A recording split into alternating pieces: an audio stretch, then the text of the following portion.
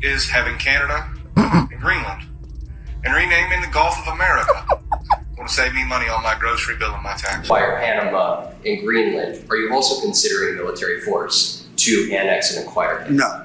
Economic force. What is the strategy? Yeah. I can't assure you, you're talking about Panama and Greenland. No, I can't assure you on either of those. Remember when MAGA fans would follow Trump off a cliff? Well, looks like one supporter just found their parachute. After Trump's latest wacky plan to rename the Gulf of Mexico, this red hat wearer is scratching their head harder than a monkey with fleas. Is this the beginning of the end for Trump's ride or die crowd, or just a blip in the MAGA matrix? Stick around as we dive into this juicy tale of a supporter who's gone from Trump that witch to Trump which witch. Before we move on, I'd like to ask you a small favor. If you appreciate this content, please take a second to like this video and subscribe to the channel. Over 98% of you watch the videos without subscribing. It costs you nothing, but it makes a huge difference to us. So, did you click the subscribe button?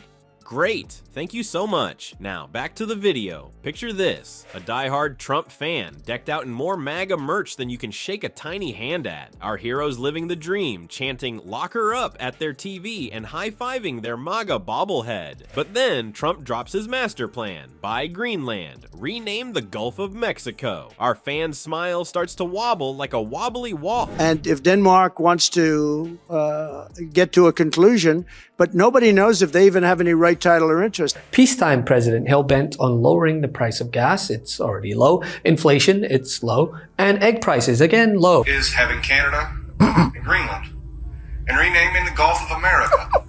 Want to save me money on my grocery bill and my taxes. They scratch their heads so hard you'd think they're trying to dig for Trump's tax returns. As reality sinks in, our MAGA fans' world starts to crumble faster than Trump's legal defenses. They frantically Google, how does Greenland lower my grocery bill? Spoiler alert, it doesn't. Meanwhile, Trump's busy tweeting about his plans to paint the White House gold and replace the presidential limo with a golf cart. Our poor MAGA fan is left wondering if they've stumbled into some bizarre political sitcom. They start to notice that their MAGA hat feels heavier by the day, like it's filled with broken promises and alternative facts. As they scroll through their social media feed, they stumble upon a video that hits closer to home than Trump's border wall ever could. It's filled with fellow MAGA supporters scratching their heads, wondering how Trump's grand schemes are supposed to help with their skyrocketing grocery bills. Our hero feels a twinge of recognition, like they've just been smacked with a hamburger of truth. I know what you're thinking, who would have thought the man who's bankrupted more businesses than he's had affairs? Let's start, if we could, with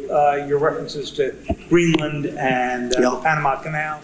What is the strategy? Yeah. I can't assure you, you're talking about Panama and Greenland. No, I can't assure you on either of those. Suddenly, those "Make America Great Again" chants start to sound more like "Make America Great Again" as the economic reality sets in. Our fans' faith in Trump melts faster than an ice cream cone in Mar-a-Lago. They find themselves staring at their MAGA hat like it's a UFO from Planet Coffee, wondering if they can trade it for a loaf of bread. The commentary surrounding Trump's plans has sparked more discussions than a Twitter war. Many supporters are feeling as misled as a tourist trying to find the beautiful wall. Our once proud MAGA fan is now part of a growing crowd of confused conservatives, all wondering if they accidentally boarded the wrong political roller coaster. Who was on record lying more than 30,000 times during his first crack at fascism, would have sold himself to supporters as a pioneer. Acquire Panama and Greenland. Are you also considering military force to annex and acquire Canada? No.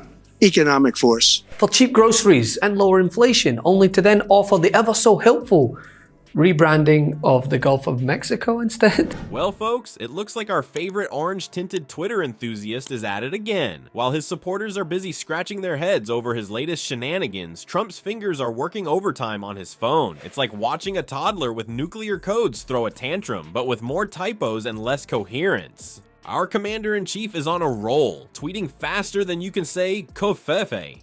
His latest target, the very people who once worshipped the ground he walked on. That's right, Trump's turning on his own faster than a reality TV villain. It's almost impressive if it weren't so sad. Trump's Twitter feed is hotter than a MAGA hat left in the summer sun. He's ranting about loyalty like he's the scorned star of The Bachelor White House edition. You'd think someone had stolen his last bottle of self-tanner, the way he's carrying on. But wait, it gets better. In a move that screams totally stable genius, Trump's started calling his ex-supporters losers and haters, because nothing says presidential like insulting the very people who put you in office, right? It's like he's trying to win a game of how to lose friends and alienate people. And let me tell you, he's winning bigly. We respect the boundaries of other countries. We expect other countries to respect our boundaries. Foreign policy like the annexing of Greenland, the Panama Canal, and bullying Canada into becoming the 51st state. An artificial line separating us and Canada.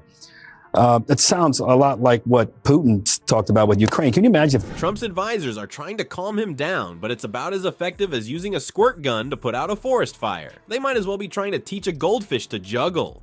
Our tweeter-in-chief is on a roll, and nothing's gonna stop him. Not reason, not logic, and certainly not the English language. In a move that's peak Trump, he's threatening to release embarrassing photos of his supporters. Spoiler alert, it's just pictures of them wearing MAGA hats. Talk about a self-own. It's like he's trying to shame people for supporting him? Make it make sense, Donald. This meltdown is so epic, it makes his usual tantrums look like gentle yoga sessions. We're talking full-on kicking and screaming, I want my binky levels of meltdown here. It's enough to make you wonder if someone switched out his Diet Coke for decaf. As we inch ever closer to Inauguration Day, we get more insight into what the next 4 years will look like. Chinese there, and they speak our language there, or in Little Italy. We're going to take Italians. We're going to take Little Italy because there are a lot of Italian. Trump has also used his time in the lead up to next week's inauguration to inform voters of what they essentially purchased. But here's the kicker, folks. In the midst of his tweet storm, Trump's gone and invented a new word, MAGA.